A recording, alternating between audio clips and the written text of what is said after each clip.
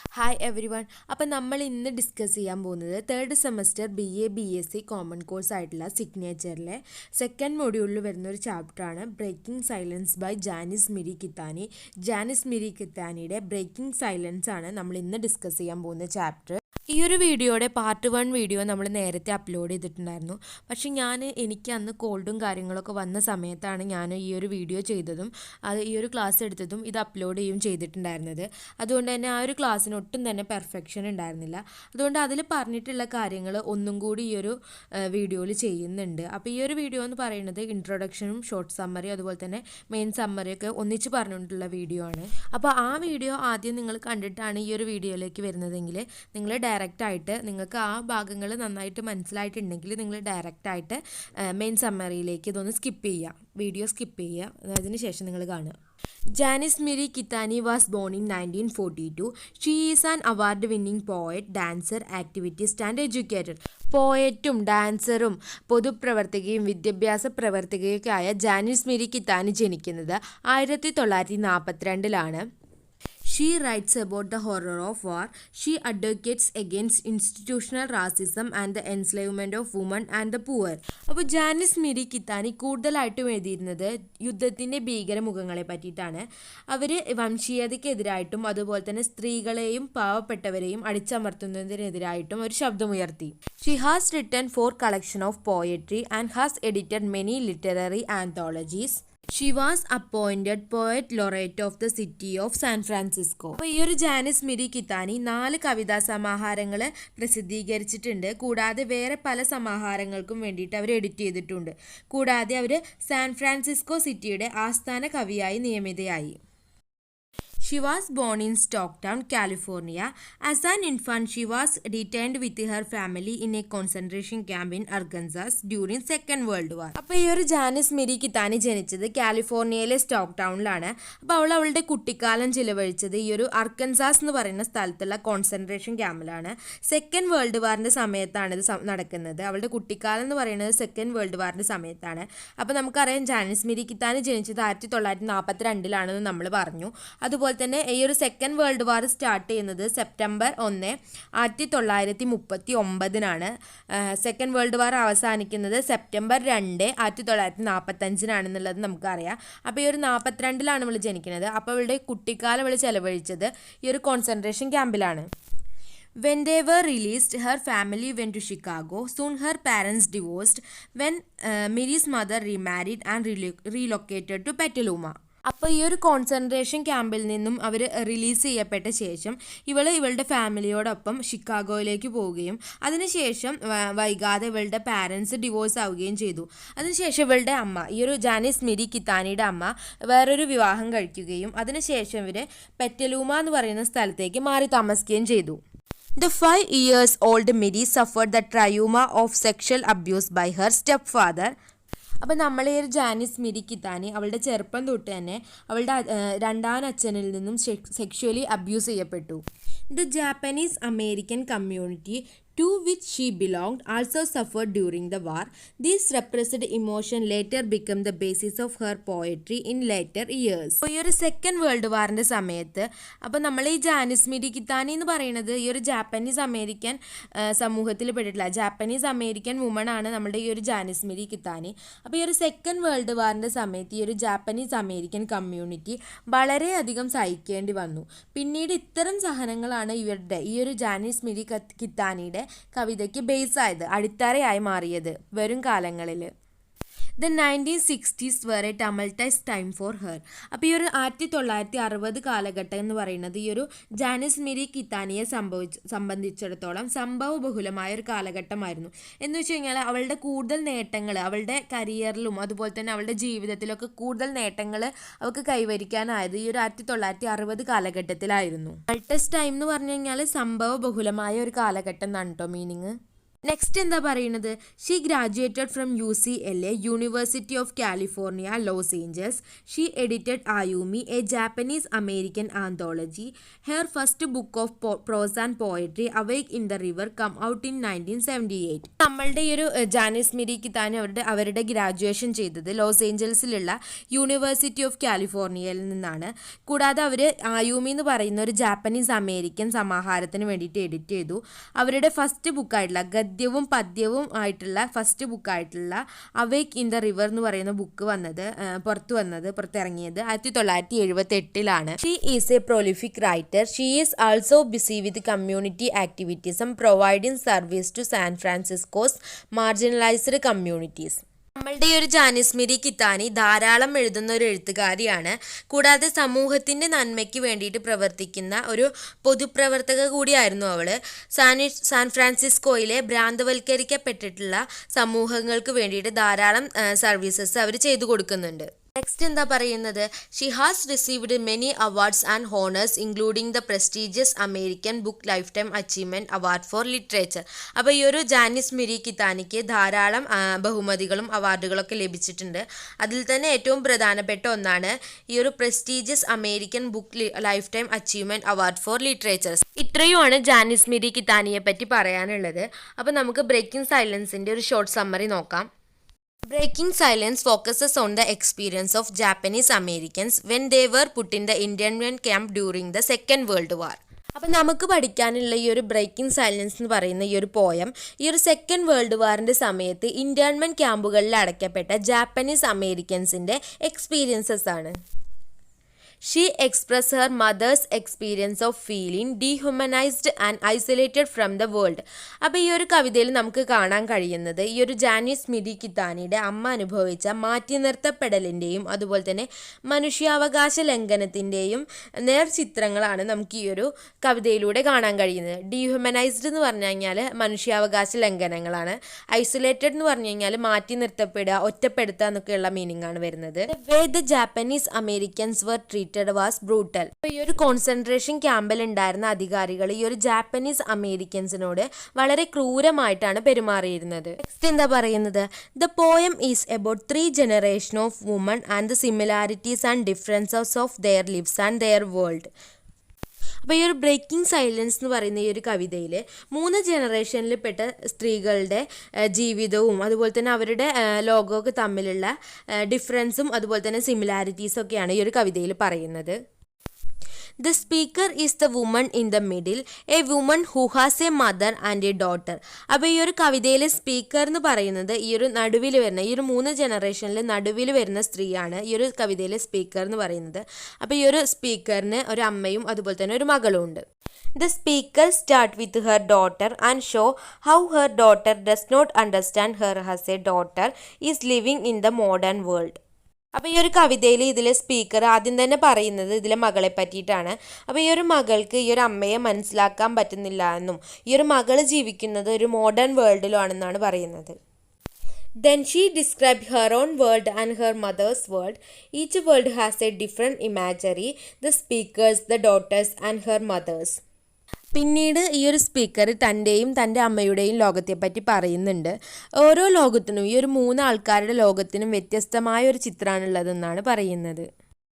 The poem speaks of the appreciation and admiration a daughter has for her mother as she testifies against wartime experiences. അപ്പോൾ ഈ ഒരു breaking silence എന്ന് പറയുന്ന ഈ ഒരു കവിതയിൽ അമ്മ അവരുടെ യുദ്ധകാല അനുഭവങ്ങളെ പറ്റി കമ്മീഷണറോട് അനുഭവ സാക്ഷ്യങ്ങൾ പറയുമ്പോൾ അവർ കാണിക്കുന്ന ധൈര്യത്തെ ഈ ഒരു കവിതയിൽ ഈ ഒരു മകൾ പ്രശംസിക്കുന്നു. The poet shows the brutality of how the Japanese Americans were treated. എത്ര ക്രൂരമായ വിധത്തിലാണ് ജാപ്പനീസ് അമേരിക്കൻസിനോട് ഈ ഒരു അധികാരികൾ പെരുമാറിയത് എന്ന് ഈ ഒരു കവിത കാണിച്ചു തരുന്നു. The poem emphasized the protocol of internment and a dialogue with the commissioner. ജനങ്ങളെ തടവിലാക്കാൻ കൊണ്ടുപോകുമ്പോൾ ചെയ്യുന്ന നടപടിക്രമങ്ങളും അതുപോലെ തന്നെ അമ്മയുടെ കമ്മീഷണറായിട്ടുള്ള സംഭാഷണവും ഈ ഒരു കവിതയിൽ വളരെ ശക്തിയായി തന്നെ പ്രതിപാദിക്കുന്നുണ്ട്. The power of silence that Miri Kitani described shows sorrow and frustration. Silence was the only way they could express their ideas and thoughts.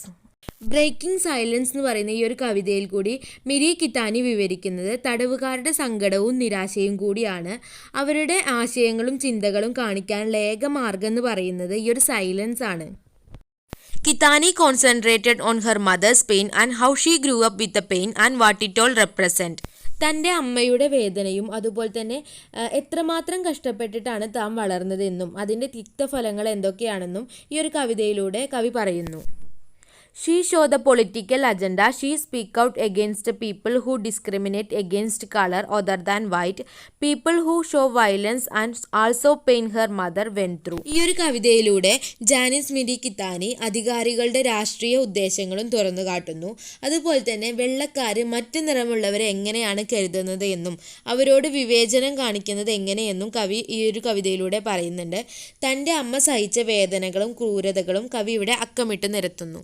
After 40 years of silence about the experience of Japanese American in the Second World War concentration camp, my mother testified before the Commission on the Wartime Relocation and the Internment of Japanese American civilians in 1981. ഈ ഒരു second world വാറിൻ്റെ സമയത്ത് concentration ക്യാമ്പിൽ വെച്ച് തങ്ങൾ അനുഭവിക്കേണ്ടി വന്നിട്ടുള്ള ദുരിത ജീവിതത്തെക്കുറിച്ചിട്ട് ഈ ഒരു പോയറ്റിൻ്റെ അമ്മ 40 കൊല്ലത്തിന് ശേഷം കമ്മീഷനോട് സാക്ഷ്യം പറയാണ്. 1981 ഇത് നടന്നത്. കമ്മീഷൻ്റെ പേര് commission or war time relocation and internment of Japanese American civilians എന്നാണ്. ഈ ഒരു പേര് ഇമ്പോർട്ടൻ്റ് ആണ്. Commission on war time relocation and internment of Japanese Americans ഈ ഒരു വൺ വേർഡ് ക്വസ്റ്റ്യൻസ് ഒക്കെ ആയിട്ട് ചോദിക്കും. ഫോർ മൈ മദർ, അപ്പം തൻ്റെ അമ്മയ്ക്ക് വേണ്ടിയിട്ടാണ് ഇനി പറയുന്നത്. She said there are miracle that happen from the silence in the glass cave of our ears, from the crippling tongue and from the mute wet eyelashes which are testimonies waiting like winters. Janice Miri കിത്താനിയുടെ അമ്മ പറയാണ്, നിശബ്ദതയിൽ നിന്നും അത്ഭുതങ്ങൾ സംഭവിക്കാമെന്ന്. ചെവിയുടെ നിശബ്ദത, ശക്തി നഷ്ടപ്പെട്ട നാവിൻ്റെ നിശബ്ദത, നിറഞ്ഞ കണ്ണുകളുടെ നിശബ്ദത, ഇവയെല്ലാം തണുത്തുറഞ്ഞി മഞ്ഞുപോലെ കിടക്കുന്ന സാക്ഷ്യങ്ങളാണ്. We were told that silence was better, was golden like our skin. It is easier and useful to go quietly. Don't make waves convenient and practical through improper like hostel and desert. അപ്പോൾ ഈ ഒരു Janis Miri കിത്താനിയുടെ അമ്മ ഇവരോട് പറഞ്ഞു, ഇവരുടെ സ്വർണ്ണ നിറമുള്ള തൊലിയെ പോലെ നല്ലതാണ് ഈ ഒരു സൈലൻസ് എന്ന് പറയുന്നത്. മിണ്ടാതെ പോകുന്നതാണ് കൂടുതൽ എളുപ്പവും അതുപോലെ തന്നെ ഉപയോഗപ്രദവും. ആവശ്യമില്ലാതെ ഒച്ചയുണ്ടാക്കുകയോ തിരമാലകളെ പോലെ ബഹളം വെക്കുകയോ ചെയ്യരുതെന്ന്. Mr. Commissioner, the US Army Signal Corps and confiscated our property. It was subjected to vandalism and ravage. All improvements we had made before our incarceration was stolen or destroyed. I was forced into signing documents giving you authority to take. Janice Miri കിത്താനിയുടെ അമ്മ ഈ ഒരു കമ്മീഷണറോട് പറയാണ്, ഈ ഒരു US army ഇവരുടെ സ്വത്തുക്കളൊക്കെ പിടിച്ചെടുക്കുകയും അതുപോലെ തന്നെ അവയെല്ലാം വെറുതെ നശിപ്പിച്ച് കളയുകയും ചെയ്തു. ഇവർ വീട്ടിൽ വാങ്ങിയിട്ടിരുന്ന സാധനങ്ങൾ മോഷ്ടിക്കപ്പെടുകയും നശിപ്പിക്കപ്പെടുകയും ചെയ്തു. ഇതൊന്നും പോരാഞ്ഞിട്ട് ഇവരുടെ മേലുള്ള ഈ ഒരു ജാപ്പനീസ് അമേരിക്കൻസിൻ്റെ മേലുള്ള പൂർണ്ണ അധികാരം ഈ ഒരു US ആർമിക്കാണ്, ഈ ഒരു US ഗവൺമെൻറ്റിനാണ് എന്നുള്ള തരത്തിൽ ഉള്ള ഡോക്യുമെൻറ്റ്സ് ഇവരെ കൊണ്ട് സൈൻ ചെയ്യിപ്പിക്കും. ഇവരെ കൊണ്ട് ഫോഴ്സ് ചെയ്ത് sign ചെയ്യിപ്പിച്ചു. My mother was soft as animal fat. Words were coming from her like a slivers of yellow flame. അപ്പോൾ ഈ ഒരു ജാനിസ് മിരി കിത്താനിയുടെ അമ്മ മൃഗക്കൊഴുപ്പ് പോലെ മാർദ്ദവമുള്ളതായിരുന്നു എന്നു. പക്ഷെ ഇപ്പം അവരുടെ വായിൽ നിന്നും വരുന്ന വാക്കുകൾ ഈ ഒരു തീജ്വാലകളെ പോലെയാണെന്നാണ് പറയുന്നത്. അപ്പം തൻ്റെ അമ്മ ഈ ഒരു അനിമൽ ഫാറ്റ് പോലെ സോഫ്റ്റ് ആണെന്നുള്ളതുകൊണ്ട് ഉദ്ദേശിക്കുന്നത് ഇതുവരെയും അവർ ഈ ഒരു പോയറ്റിൻ്റെ അമ്മ ഇങ്ങനെ ഒരു രീതിയിൽ സംസാരിക്കുകയോ ഒന്നും ചെയ്തിട്ടില്ല. ഇത്രയൊന്നും ഉച്ചത്തിൽ സംസാരിക്കുകയോ അതുപോലെ തന്നെ ഇത്രയും ശക്തമായി ആരോടും സംസാരിച്ചിട്ടില്ല. അതാണ് ഇവിടെ ഉദ്ദേശിക്കുന്നത്. അപ്പം എല്ലാവരോടും വളരെ സോഫ്റ്റ് ആയിട്ടും ജെന്റിലായിട്ടും ഇടപഴകുന്ന ഒരു രീതിയാണ് ഇവരുടെ അമ്മയ്ക്ക് ഉണ്ടായിരുന്നത്. പക്ഷെ ഇപ്പം അവർ ആ കമ്മീഷനോട് സാക്ഷ്യം പറയുന്ന സമയത്ത് അവരുടെ വായിൽ നിന്നും വരുന്ന വാക്കുകൾ അത്രയ്ക്കും ശക്തിയുള്ളതും അതുപോലെ തന്നെ അത്രയും പവർ ഉള്ളതുമാണ്. ഇതിന് കാരണം എന്ന് പറയുന്നത് ഈ ഒരു അധികാരികളിൽ നിന്നും ഈ ഒരു ഇന്റേൺമെന്റ് ക്യാമ്പുകളിൽ വെച്ചിട്ട് അവർ ഏറ്റുവാങ്ങേണ്ടി വന്ന ഈ ഒരു ക്രൂരതകളാണ് ഇതിനൊക്കെ കാരണം. അതിൻ്റെ ഓർമ്മകളാണ് അവരെ കൊണ്ട് ഇപ്പോൾ ഇങ്ങനെ ഈ രീതിയിൽ സംസാരിപ്പിക്കുന്നത്. നെക്സ്റ്റ് പറയണത് her testimony was like a tank of boiling water flowing through the coldest bluest vein. ഒരു പോയറ്റിന്റെ അമ്മയുടെ അനുഭവ സാക്ഷ്യം, ഈ ഒരു ടെസ്റ്റിമോണി എന്ന് പറയുന്നത് ഒരു ടാങ്കിലെ തിളയ്ക്കുന്ന വെള്ളം തണുത്തുറഞ്ഞ നീല ഞരമ്പുകളിൽ കൂടി ഒഴുകുന്ന പോലെയാണ് തോന്നിച്ചത്. അപ്പോൾ ഇതുകൊണ്ട് ഉദ്ദേശിക്കുന്നത് ഇവരുടെ അമ്മ ഈ ഒരു അനുഭവ സാക്ഷ്യങ്ങൾ, ഇവരുടെ ഒരു എക്സ്പീരിയൻസ് ഈ ഒരു കമ്മീഷന് മുന്നിൽ പറയുന്ന സമയത്ത് അത് ഇവർക്കൊരു പ്രചോദനമാവുകയാണ്, അത് ഇവർക്ക് ഒരു ശക്തി പകർന്നുകൊണ്ടിരിക്കുകയാണ്. കാരണം ഇത്രയും കാലം അവർ അമ്മ ഇവരോട് പറഞ്ഞത് ഈ ഒരു സൈലൻസ് ആണ് നല്ലത് എന്നാണ് ഇവരുടെ അമ്മ ഇവർക്ക് പറഞ്ഞു കൊടുത്തിട്ടുണ്ടായിരുന്നത്. പക്ഷേ ഈ ഒരു സമയത്ത് ഇവർ തൻ്റെ അനുഭവങ്ങളെ പറ്റിയിട്ട് വളരെ ശക്തിയായിട്ട് ഈ ഒരു കമ്മീഷൻ്റെ മുന്നിൽ പറയുമ്പോൾ അത് ഈ ഒരു ബാക്കിയുള്ളവർക്ക് നല്ലൊരു പ്രചോദനവും ശക്തി പകരുകയൊക്കെയാണ്. She had come to this land as a shovel, a hoe and a sickle, clearing reed and rock and dead brush. She labored to make the ground fit and fertile. She wanted to make the garden and sowed seed. Day by day she was making flowers grow and there were plenty of mustard and tomatoes. ഒരു ഷോവാലയും കൈക്കോട്ടും അരിവാളും ഒക്കെ എടുത്തിട്ടാണ് ഈ ഒരു Japanese Americans ഈ ഒരു നാട്ടിൽ വന്നത്. അവരെന്ത് ചെയ്തു, ഈ ഒരു നാട്ടിലെത്തിയതിന് ശേഷം പുല്ലുകളും ചെടികളും പാറകളും ഉണങ്ങിയ കുറ്റിക്കാടുകളൊക്കെ അവർ വെട്ടിത്തളിക്കുകയും ഭൂമി ഫലഭൂയിഷ്ടമാക്കാനും അതുപോലെ തന്നെ കൃഷിയോഗ്യമാക്കാനും വേണ്ടിയിട്ട് അവർ കഠിന പ്രയത്നം ചെയ്തു. അപ്പോൾ തോട്ടങ്ങൾ ഉണ്ടാക്കാനായിട്ട് അവർ വിത്ത് വിതച്ചു. അതിനുശേഷം ധാരാളം കടുകും തക്കാളിയും ഒക്കെ അവിടെ വളർന്നുകൊണ്ടിരുന്നു. And then everything come to the standstill with the announcement, take only what you can carry. They were made to think that it was their faces, their color and shape that betrayed them.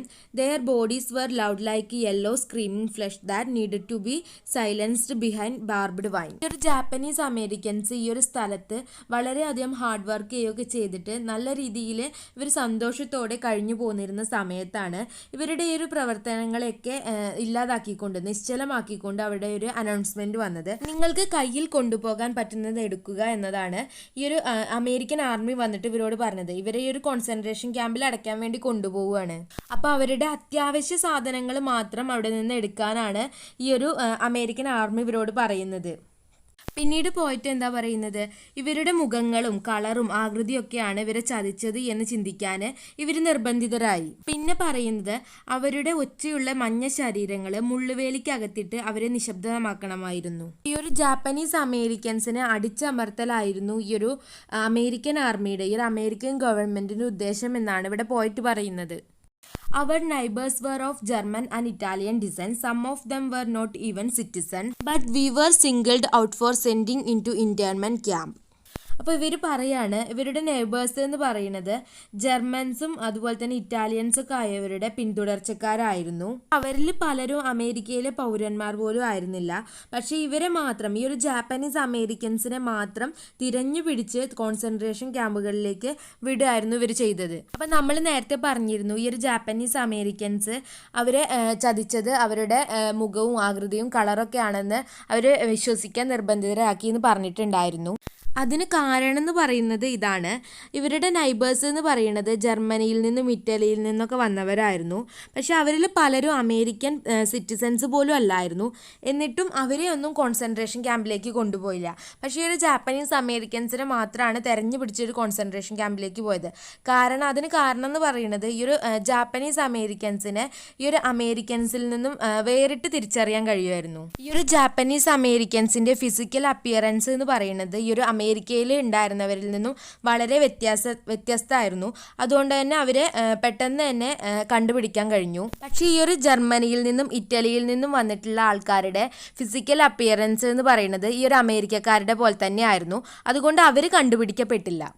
ഈ ഒരു കാരണം കൊണ്ടാണ് ഈ ഒരു Japanese Americans തങ്ങളുടെ ഫേസസും അതുപോലെ തന്നെ തങ്ങളുടെ ആകൃതിയും നിറവും ഒക്കെയാണ് തങ്ങളെ ചതിച്ചത് എന്ന് ചിന്തിക്കാൻ അവരെ പ്രേരിപ്പിച്ചത്. ഒരു ഭാഗം ഇമ്പോർട്ടൻ്റ് ആണ്.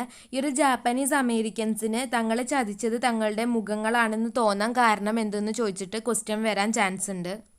നെക്സ്റ്റ് പറയുന്നത്, my mother had taken her work seriously and she sweated it out. She was driven by her dreams and they sharpened the blade of her plough to till the land deeper.